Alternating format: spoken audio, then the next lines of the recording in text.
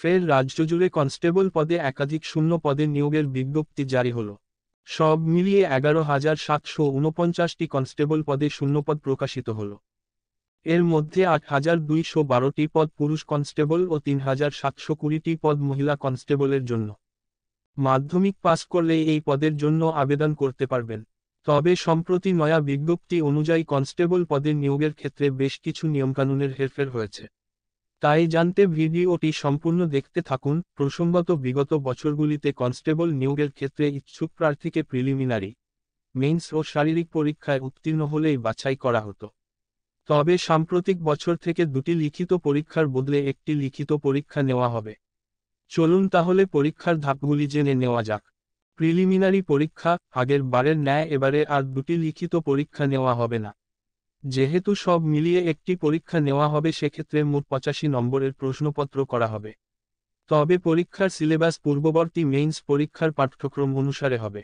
সিলেবাসের মধ্যে নিম্নলিখিত বিষয়গুলি থাকবে: বিষয় নির্ধারিত নম্বর জেনারেল অ্যাওয়ারনেস এবং জেনারেল নলেজ বিষয় 25 নম্বর, ইংরেজি বিষয়ে 10 নম্বর, এলিমেন্টারি ম্যাথমেটিক্স 25 নম্বর, রিজনিং ও লজিক্যাল অ্যানালাইসিস 25 নম্বর।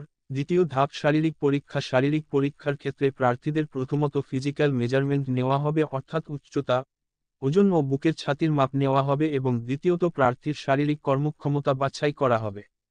প্রার্থী প্রয়োজনীয় যোগ্যতা: গোর্খা, বড়োয়ালিস, রাজবংশী এবং তপশিলি জাতিভুক্ত পুরুষ প্রার্থীদের উচ্চতা 160 সেমি, ওজন 53 কেজি এবং ছাতি 76 সেমি।